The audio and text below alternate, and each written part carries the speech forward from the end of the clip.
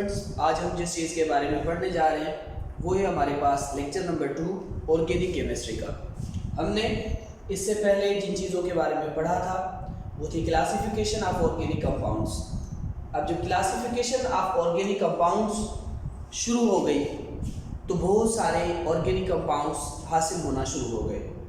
आपको पता है कि सिर्फ 2 कंपाउंड्स यानी कि एक कार्बन प्लस हाइड्रोजन को छोड़ के बाकी जितने भी कंपाउंड्स हैं वो तकरीबन 39,000 कंपाउंड्स हैं। 39,000, ठीक है जी।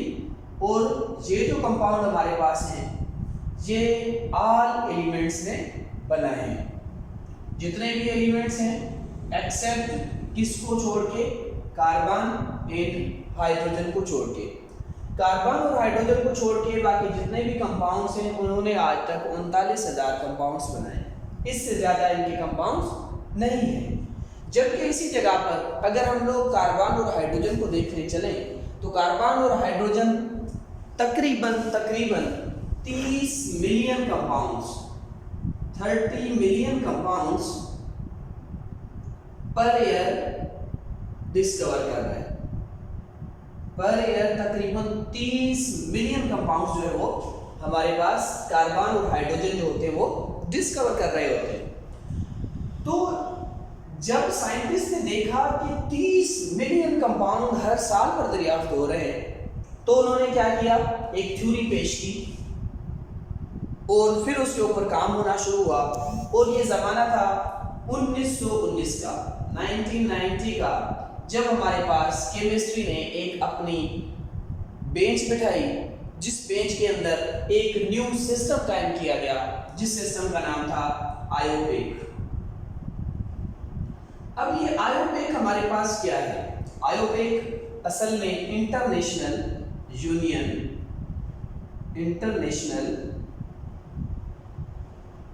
Union pure applied chemistry of pure applied chemistry. यहाँ पर मुख्तलिफ किस्म और मुख्तलिफ मुल्क के साइंटिस्ट आए और उन्होंने आके एक यूनियन कायम की, international union pure applied chemistry. क्योंकि हर साल में जब इतने दरियाफ्त होना शुरू हो गए कंपाउंड्स, 30 मिलियन कंपाउंड हर साल में दरियाफ्त होना शुरू हो गए, तो साइंटिस्ट को ये सोचने पर मजबूर कर दिया गया कि इन कंपाउंड्स को आखिरकार नाम किस तरह से दिया जाए।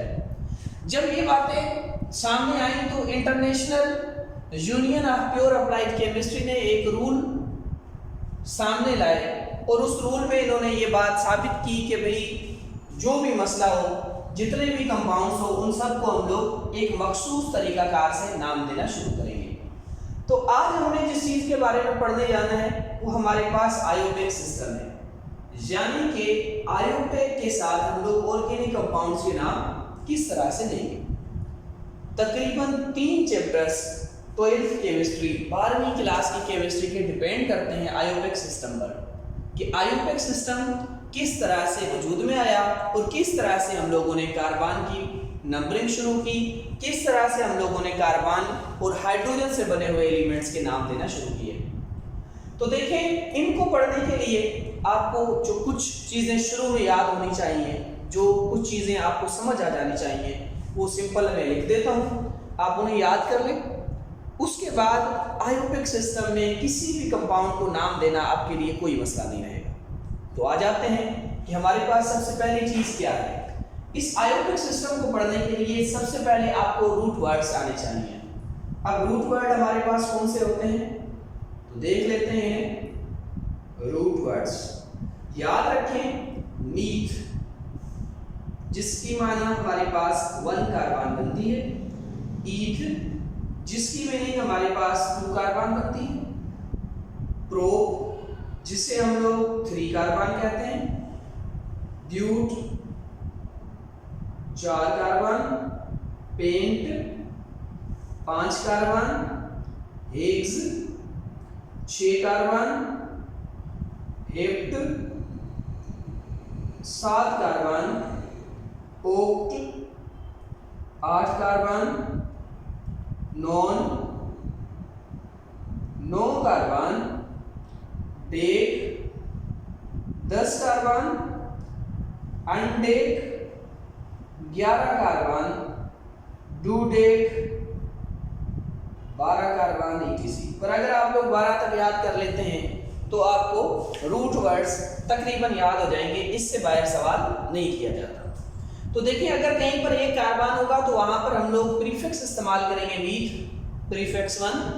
अगर 2 कार्बन होंगे तो वहां पर हम लोग क्या इस्तेमाल करेंगे, ईथ। 3 कार्बन होंगे तो इस्तेमाल करेंगे प्रोप। 4 कार्बन होंगे तो करेंगे ब्यूट। 5 कार्बन तो पेंट। 6 कार्बन तो हेक्स। 7 कार्बन तो हेप्ट। 8 कार्बन तो ओक्ट एंड 9 कार्बन तो नॉन इस्तेमाल करेंगे। अब जो मेन चीज दूसरी आपको याद रखने वाली है वो ये चीज है कि अगर हमारे पास सिंगल बॉन्ड पूरे के पूरे कंपाउंड के अंदर इस्तेमाल किया गया है, पूरे मॉलिक्यूल में इस्तेमाल किया गया है, वो सारे के सारे क्या हैं, सिंगल बॉन्ड हैं, या हम इन्हें दूसरे लफ्जों के अंदर सिग्मा बॉन्ड भी कह सकते हैं कि अगर सारे के सारे हमारे पास सिंगल बॉन्ड या सिग्मा बॉन्ड है तो हम इसके साथ क्या करेंगे, लफ्ज ईथ मीथ इनके सामने एन का इस्तेमाल कर देंगे।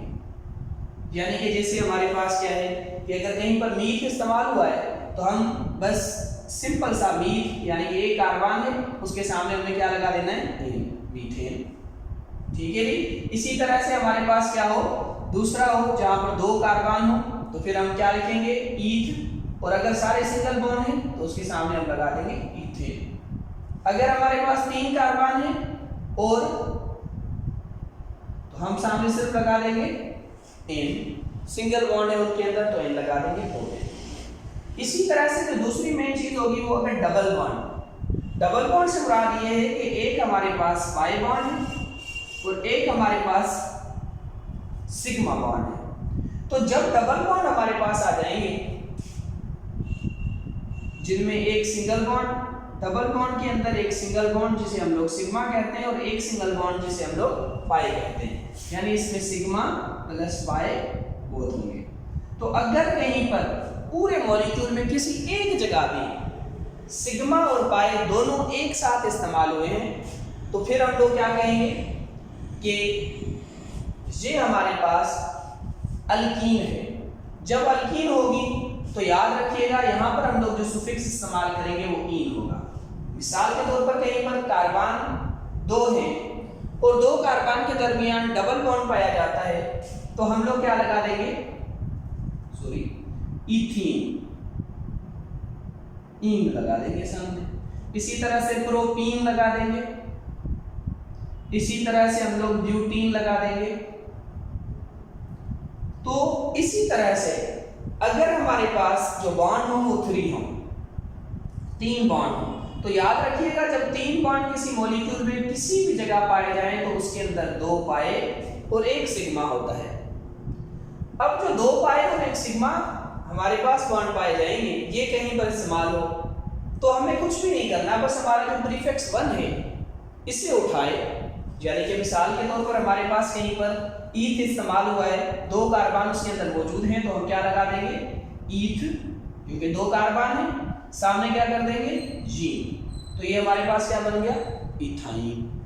यानी कि अगर हमारे पास ट्रिपल बॉन्ड इस्तेमाल होगा तो हम लोग क्या लिखेंगे, यानी कि अगर हमारे पास ट्रिपल बॉन्ड हो या हम कहें कि 1 sigma and 2 pi, 1 sigma and 2 पाई अगर हमारे पास मौजूद हैं तो हम इसके साथ जो सुफिक्स इस्तेमाल करेंगे वो हमारे पास होगा जी। जैसे कि मैंने यहां पर इथीन इस्तेमाल किया। अब आगे चलें तो इसी तरह से प्रोपाइन, इसी तरह से ब्यूटाइन,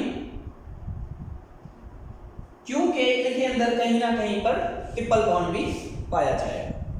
ये वो चीजें हैं जो आपने सिंपल याद रखनी है। मैं एक मर्तबा इस पूरे फेनोमेना को सिंपली एक्सप्लेन कर देता हूँ।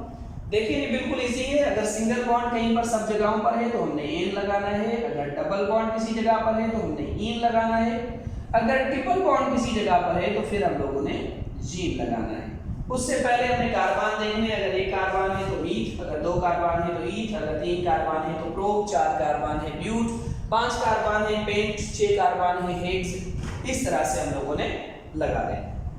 याद रखें कभी कभार हमारे पास ब्रांच की जगह पर कुछ और कंपाउंड्स भी इस्तेमाल होंगे। अब वो हमारे पास कौन से होंगे तो वो भी मैं लिख देता हूँ। याद रखें हमारे पास कभी कभार फ्लो एफ इस तरह से, अगर एफ इस्तेमाल हो तो इसे हम लोग कहते हैं फ्लोरो, ठीक है जी, ये हमारे पास है फ्लोरो। अगर कहीं पर आपको क्लोरीन दिखाई दे तो इसे हम लोग कहेंगे क्लोरो। इसी तरह से आपको अगर ब्रोमीन दिखाई दे तो इसे हम लोग कहेंगे ब्रोमो। इसी तरह से अगर आपको आयोडीन दिखाई दे तो इसे हम लोग कहेंगे आयोडो। इसी तरह से अगर आप लोगों को कहीं पर NO2 दिखाई दे तो इसे हम लोग कहेंगे नाइट्रो। और अगर कहीं पर आप लोगों को NO दिखाई दे तो इसे हम लोग कहेंगे नाइट्रोसो। NO दिखाई दे तो हम कहेंगे नाइट्रोसो। अगर कहीं पर आप लोगों को R दिखाई दे तो इसका मतलब होगा अल्काइल। अगर कहीं पर आपको OR दिखाई दे तो इसका मतलब होगा अल्कोऑक्सी, अल्कोऑक्सी। अगर कहीं पर आपको PH दिखाई दे तो इसका मतलब होगा फिनाइल। ये वो कॉमन सी चीजें हैं जो आपको याद करनी। सबसे पहले आपने रूट वर्ड याद करने, फिर आपको देखना है कि अगर वो अल्केन की चेन है उसमें सिंगल बॉन्ड पाए जाते हैं तो फिर आपने वहां पर ये याद कर लेना है कि वहां पर जब सिंगल बॉन्ड होंगे तो हमने एन लगाना है।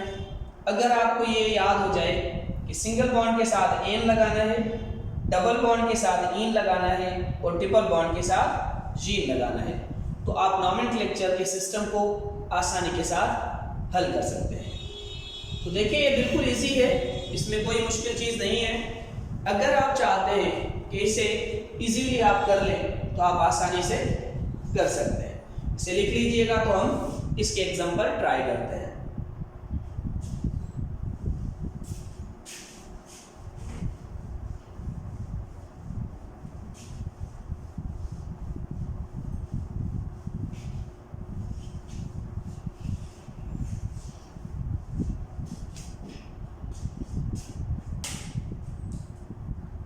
अच्छा जी, सबसे पहले हमें जिस चीज के एग्जांपल ट्राई करने हैं वो हमारे पास अल्केन है। अल्केन किसे कहा जाता है? ये हमारे पास सैचुरेटेड हाइड्रोकार्बन है, सैचुरेटेड हाइड्रोकार्बन। अब सैचुरेटेड हाइड्रोकार्बन किसे कहते हैं? जिसके अंदर तमाम सिंगल बॉन्ड पाए जाएं उसे हम लोग सैचुरेटेड हाइड्रोकार्बन कहते हैं। ये स्टेबल होते हैं इस तरह से। जी हमारे पास आप देख सकते हैं कि 4 हाइड्रोजन अटैच हैं कार्बन के साथ। तो जब 4 हाइड्रोजन अटैच हैं और सारे के सारे इसके साथ क्या हैं? सब के सब इसके साथ सिंगल बॉन्ड है। ये भी सिंगल बॉन्ड, ये भी सिंगल, ये भी सिंगल और ये भी सिंगल, सारे सिंगल बॉन्ड है। तो जब सारे सिंगल बॉन्ड अटैच हैं और चारों तरफ से हाइड्रोजन अटैच है तो ये हमारे पास क्या कहलाएगा? क्योंकि हमने गुजरे हुए साइड पे पढ़ा था कि जब एक कार्बन होगा तो हम एक कार्बन को कहेंगे मीथ। ठीक है जी, यहाँ पर कार्बन कितने हैं? एक कार्बन है तो हमने इसे कहा मीथ। और सारे अगर सिंगल बॉन्ड है तो इसके सामने लगा देंगे एन, तो इसका नाम पड़ गया methane, CH4 also known as methane. अब इसके अंदर सारे के सारे सिंगल बॉन्ड हैं तो ये हमारे पास कौन सा कंपाउंड कहलाएगा? सैचुरेटेड कंपाउंड कहलाएगा। सैचुरेटेड क्यों कहलाता है? क्योंकि इसमें सारे के सारे सिंगल बॉन्ड हैं। कभी भी ऐसा हो जाए जब सारे सिंगल बॉन्ड आ जाए तो हम उसे अल्केन कहेंगे और अल्केन हमेशा सैचुरेटेड हाइड्रोकार्बन्स होते हैं, ये स्टेबल होते हैं। मजीद आगे चलते हैं, अब इनके नाम कैसे देंगे। मिसाल के तौर पर हमारे पास एक कंपाउंड है जिस कुछ इस तरह से लिखा हुआ है, इस तरह का कोई चेन हमारे पास मौजूद है। अब हमने इसका नाम कैसे देना है? तो देखिए सबसे पहला जो हमने काम करना है वो काम ये करना है कि हमने गिनने हैं इसके अंदर कितने कार्बन मौजूद हैं। अब हमने देखना है ये 1, ये 2, ये 3 एंड ये 4, 4 कार्बन। मैंने लिखाया है कि 4 कार्बन को हम लोग कहते हैं ब्यूट, और सारे सिंगल बॉन्ड इसके अंदर मौजूद हैं, तो इस वजह से इसे कहेंगे ब्यूटेन। क्योंकि हमने आगे सुफिक्स कौन सा ऐड कर देना है, प्रीफिक्स कौन सा ऐड कर देना है, एन इस्तेमाल कर देना है, जो प्रीफिक्स 2 है हमारे पास। इसी तरह से अगर हमारे पास ऐसे होता CH3 CH2 CH3, तो यहां पर हमारे पास कार्बन कितने होते, 1 2 3। जब 3 कार्बन है तो 3 को हम लोग कहते हैं प्रोप, और सामने हमने सिर्फ एक चीज ऐड करनी है जिसे हम लोग कहते हैं एन, इसका नाम हो गया प्रोपेन। और मजीद आगे चलें, कहते हैं CH3 CH2 CH2 CH2 and CH3। अब कार्बन कितने हो गए, 1 2 3 4 5। जब हमारे पास 5 कार्बन हो जाएंगे तो हम अब क्या कहेंगे, 5 को हम लोग कहते हैं प्रोप, क्योंकि हमने गुजरे हुए साइड पे पढ़ा था कि प्रोप। अब अगर ये सारे के सारे सिंगल बॉन्ड हैं तो इसके सामने हमने लगा देना है एन, ये होगा प्रोपेन। अच्छा याद रखना है कि जब इस तरह की सिंपल चेन हो तो इसके सामने हम लोग कभी कभार नॉर्मल भी लिख देते हैं, n propane n butane, sorry गलत हो गया यहाँ पर, प्रोप नहीं होगा। 5 को हम लोग कहते हैं पेंट, 5 को हम लोग कहते हैं पेंट, तो ये पेंटेन होगा, ठीक है जी, ये पेंटेन होगा। तो नॉर्मल पेंटेन हम किसके साथ इस्तेमाल करते हैं, जब हमारे पास क्या हो, एन, जब सिंपल चेन हो उसके अंदर कोई ब्रांच अटैच ना हो, वो बिल्कुल सीधी चेन मौजूद हो, तो उसे हम लोग नॉर्मल पेंटेन कहते हैं।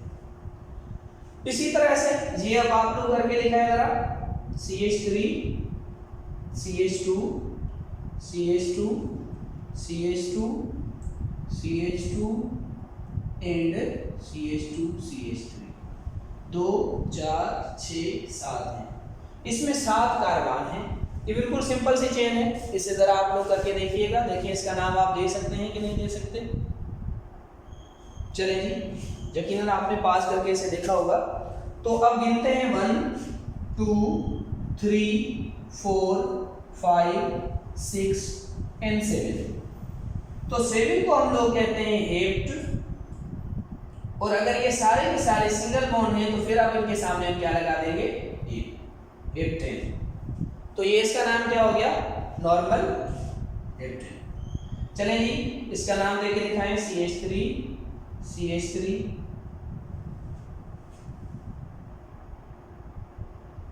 चलें। अब देखें 1 एंड 2, तो एक ये कार्बन हो गया, एक ये कार्बन, दो कार्बनों को हम लोग क्या कहते हैं, ईथ, और सारे इसके अंदर सिंगल बॉन्ड है, तो इस वजह से क्या हो गया, ईथेन।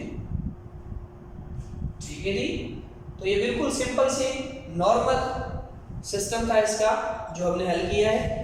अब चलते हैं कि अगर हमारे पास कोई चेन हो और उसके अंदर कोई ब्रांच अटैच हो तो उसे हम लोग किस तरह से हल करेंगे। तो अल्केन के अंदर जो सेचुरेटेड हाइड्रोकार्बन है, सेचुरेटेड इस वजह से कहे जाते हैं, जैसे मैंने शुरू में बताया, सारे के सारे इसके अंदर सिंगल बॉन्ड पाए जाते हैं, तो जिसकी वजह से इन्हें सेचुरेटेड कहा जाता है। ये बातें समझ में आ गई होंगी। अब आप अपनी तरफ से कुछ चेनें बनाइएगा और फिर उनको नाम दीजिएगा। मज़ीद आगे चलते हैं कि अगर हमारे पास ब्रांच अटैच हो तो फिर काम किस तरह से होगा।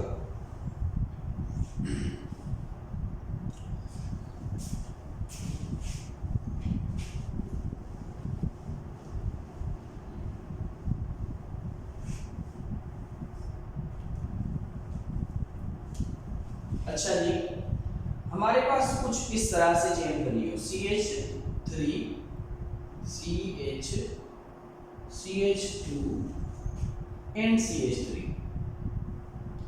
तो अब क्या हुआ, यहां पर एक ब्रांच अटैच है। याद रखिएगा, चेन के अंदर जो करीब से तरीन चीज अटैच होगी उसे हम लोग कहते हैं ब्रांच। ठीक है, इसे हम ब्रांच भी कहते हैं। इसका दूसरा नाम है सब्स्टिट्यूट। ठीक है जी, इसे हम लोग ब्रांच कहते हैं या इसे हम लोग सब्स्टिट्यूट कहते हैं। याद रखना है आपने कि हमने सबसे पहले जो काम करना है वो सिलेक्ट द लॉन्गेस्ट चेन करना है, यानी कि इसका जो रूल नंबर 1 होगा हमारे पास वो क्या होगा, सिलेक्ट लॉन्गेस्ट चेन। लंबी चेन आपने सिलेक्ट करनी है जो लंबी हो, अब वो किसी तरह से भी, ऐसे आगे लंबी हो या ऐसे सीधी लंबी हो, select the longest chain.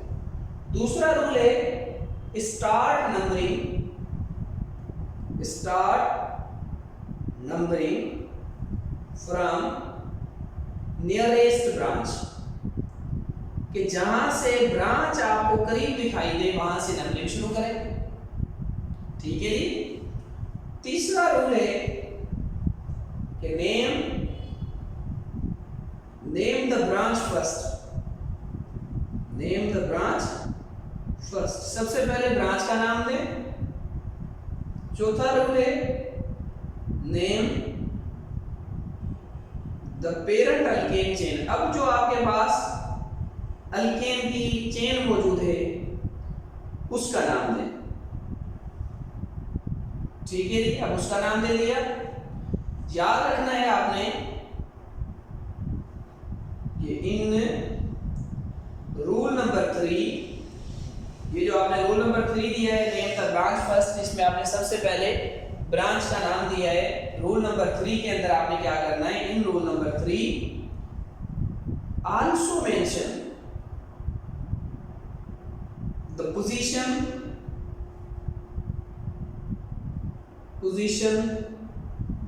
Of chain. आपने चेन की पोजीशन को भी एक्सप्लेन करना है, बताना है कि किस पोजीशन के ऊपर चेन मौजूद है। सबसे पहले आपने लंबी चेन सिलेक्ट करनी है, नंबरिंग वहां से शुरू करनी है जहां से ब्रांच करीब होगी। उसके बाद आपने ब्रांच का पहले नाम देना है, इसके बाद आपने पेरेंट चेन अल्केन का नाम देना है, और आखिर में जो नोट बात करा रहा है वो कहता है कि जब आप ब्रांच का नाम देंगे तो उस वक्त आपने देखना है कि वो ब्रांच किस नंबर पर अटैच है। तो यहाँ से हम लोग नंबरिंग शुरू करते हैं 1 2 3 4, तो ये किस पे आ रहा है, 3 नंबर पर आ रहा है, और यहाँ से 1 2, यहाँ से 2 नंबर पर आ रहा है। तो जहाँ से करीब हो गई चेन, जहाँ से सब्स्टिट्यूट करीब होगा वहां से हमें इस्तेमाल करनी है नंबरिंग। तो 1 2 3 एंड 4 याद रखिएगा। मैंने यहाँ से इस वजह से स्टार्ट नहीं की क्योंकि अगर यहाँ से करता 1 2 3 तो ये सब्स्टिट्यूट 3 पे अटैच हो रहा था, लेकिन जब मैंने यहाँ से की तो ये 2 पर अटैच हो रहा है। तो इस वजह से मैंने प्रीफर किया कि जहां से करीब पे अटैच हो वो वाली नंबरिंग क्या होगी, सही होगी। अब जब मैंने इस तरह से नंबरिंग कर ली, अब सबसे पहला रूल है कि सिलेक्ट द लॉन्गेस्ट चेन। मैंने लॉन्गेस्ट चेन सिलेक्ट कर ली है। अब नंबरिंग स्टार्ट करनी है कहां से, ब्रांचेस से। तो मैंने ब्रांच से नंबरिंग भी स्टार्ट कर दी, यहां से करीब थी तो मैंने यहां से नंबरिंग स्टार्ट कर दी। अब कहते हैं नेम द ब्रांच फर्स्ट। अब आपको याद होना चाहिए कि जो हमारे पास मैंने बात की थी कि हमारे पास कहीं पर R होगा, तो ये हमारे पास क्या है, अल्काइल है।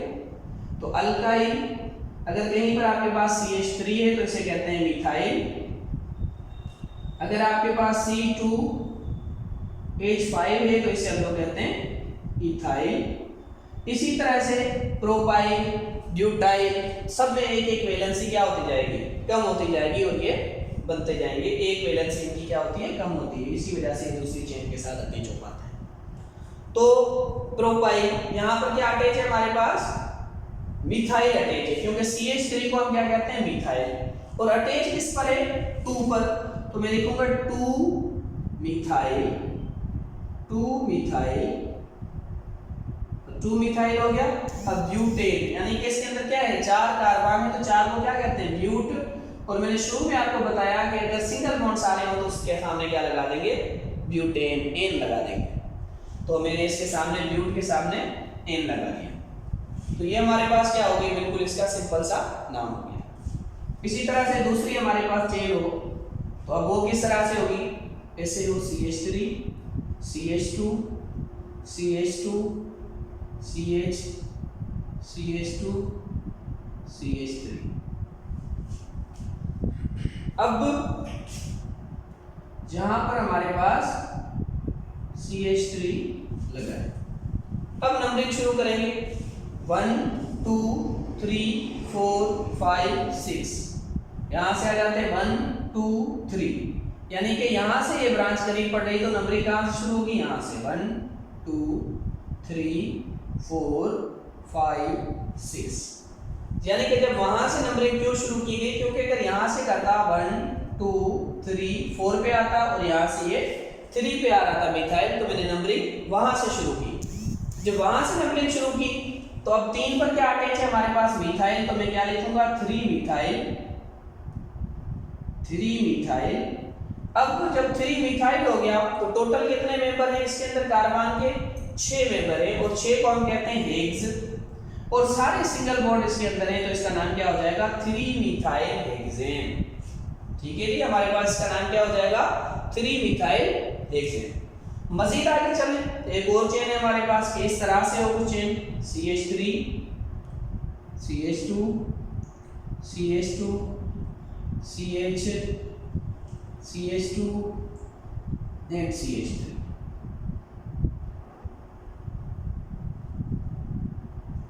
अब दोनों तरफ से इसके ऊपर क्या मौजूद है, कार्बन के मतलब अल्काइल ग्रुप मौजूद है, दोनों तरफ से मिथाइल मौजूद है, और यहाँ से ये चौथे नंबर पर आ रहा है क्योंकि 1 2 3 4 पे आ रहा है, और वहां से वो तीसरे नंबर पर आ रहा है। तो नंबरिंग तो हमने कहाँ से शुरू करनी है, इस जगह से शुरू करनी है, 1 2 3 4 5 6। जब वहां से हमने नंबरिंग शुरू की, अब क्या होगा आपको पता है कि 3, लेकिन 3 पे इस बार 2 मिथाइल अटैच है, तो इस वजह से हमें पहले लिखना है 3 मिथाइल 3, फिर दोबारा 3, और 2 है तो 2 को कहते हैं di, 3 3 di methyl 3 3 di methyl, और टोटल बनने कितने 6, तो हम क्या कहेंगे हेक्सेन, 3 3 डाई मिथाइल हेक्सेन। ठीक है जी, ये बिल्कुल सिंपल से नाम है इनके। मजीद एक और ये जरा सा आप लोग करके दिखाइएगा, CH3 C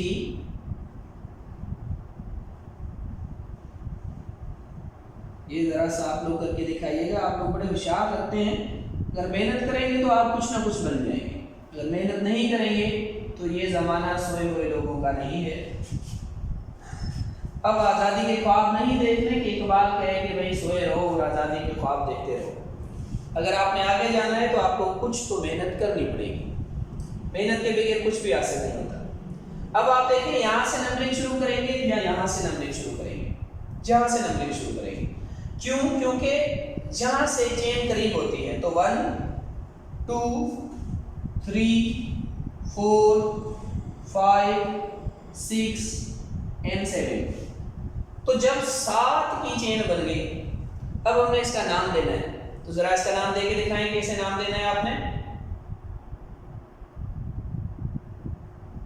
चलें जी, मेरा कुछ नहीं जाता जी, आपका अपना घाटा क्योंकि तुम नहीं कर रहे हो। चलें, तो 2 पे क्या अटैच है, 2 मिथाइल अटैच है, तो हमने क्या लिखना है 2 2 2 अटैच है तो क्या लगाएंगे डाई 2 2 डाई मिथाइल, और चेन कौन सी है हेप्टेन की है, क्योंकि सारे सिंगल बॉन्ड हैं और 7 कार्बन है तो 7 को कहते हैं हेप्ट, और सारे सिंगल बॉन्ड है तो मैंने आगे लगा दिया हेप्टेन, तो 2 2 डाई मिथाइल हेप्टेन हो गया।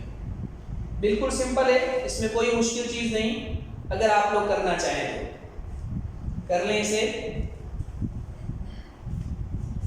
मजीद आगे चलें,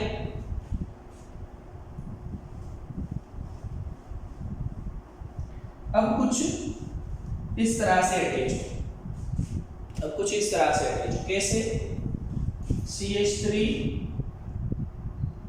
CH CH2 CH3, यहाँ पर C2H5 अटैच हो। तो सिलेक्ट द लॉन्गेस्ट चेन, सबसे पहले लॉन्गेस्ट चेन सिलेक्ट करनी है, रोल नंबर 1 था हमारे पास, तो ये लंबी ऐसे बनती है तो हमने ऐसे सिलेक्ट करना है, चेन यहाँ से करीब है, नंबर यहाँ से देंगे 1 2 3 and 4, यानी कि ये 4 की है तो हमें पता लग गया ब्यूटेन की चेन है, और 2 पे क्या अटैच है इथाइल अटैच है, तो क्या लिखेंगे 2 इथाइल क्या हो जाएगा 2 इथाइल ब्यूटेन। अब इसी तरह से अगर हमारे पास चेन ऐसे हो CH3 CH यहाँ पर फ्लोरीन अटैच हो, और CH2CH3। तो अब नंबरिंग हमने कहां से शुरू करनी है? जहां से कार्बन करीब होगा,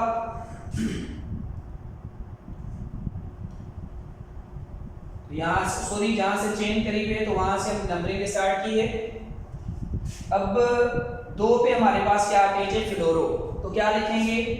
2 फ्लोरो, चेन कौन सी है? ब्यूटेन की, तो 2 फ्लोरो ब्यूटेन।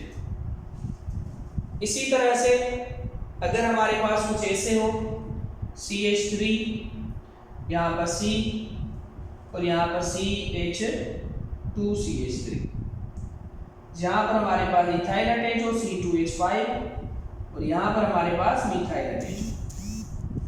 तो अब भी नंबरिंग कहाँ से शुरू होगी? यहाँ से 1 2 3 और 4। अब 2 पे हमारे पास मिथाइल और इथाइल दोनों अटैच है। तो ABC के हिसाब से अगर देखा जाए अल्फाबेटिकल ऑर्डर के हिसाब से, तो E पहले आता है या M? तो E पहले आता है। तो पहले हम लोग नाम इथाइल का देंगे, ठीक है? पहले कौन सा आता है? E। तो इस वजह से हम इथाइल का नाम पहले नहीं देंगे, पहले इथाइल का नाम देंगे। लिखेंगे 2 इथाइल, ठीक है जी, एंड 2 मिथाइल। अब चेन किसकी है? 2 इथाइल 2 मिथाइल, चेन है 4 कार्बन की, तो इसे हम क्या कहेंगे? ब्यूटेन। 2 ethyl 2 methyl butane. बिल्कुल सिंपल है। एक आप लोग करके दिखाएं, देखते हैं कैसे करते हैं।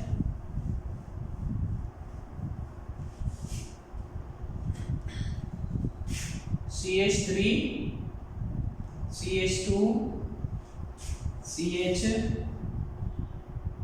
CH3, यहाँ पर फ्लोरीन अटैच है और यहाँ पर CH3 अटैच है।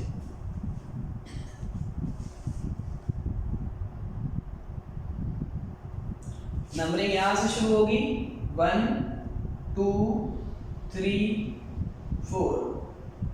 तो अब क्या नाम हो जाएगा इसका? 2 फ्लोरो 2 मिथाइल ब्यूटेन। 2 फ्लोरो 2 मिथाइल ब्यूटेन से नाम हो जाएगा। इसी तरह से हमारे पास चेन कुछ और सिंपल हो जाए, यानी ऐसे हो जाए CH3 CH2 एंड CH3। तो अब इसका नाम क्या देंगे? हमने शुरू में सीखा था, ये है 1 2 3 और 4। तो जब हमारे पास इस तरह से नंबरिंग होगी, बिल्कुल सिंपल चेन हो, इस पे कुछ भी अटैच ना हो, तो इसे हम कहेंगे नॉर्मल ब्यूटेन। यकीनन आपको अल्केन का नोमेनक्लेचर आसानी से समझ में आ गया। ये बिल्कुल इजी है, इसमें कोई मुश्किल चीज़ नहीं है।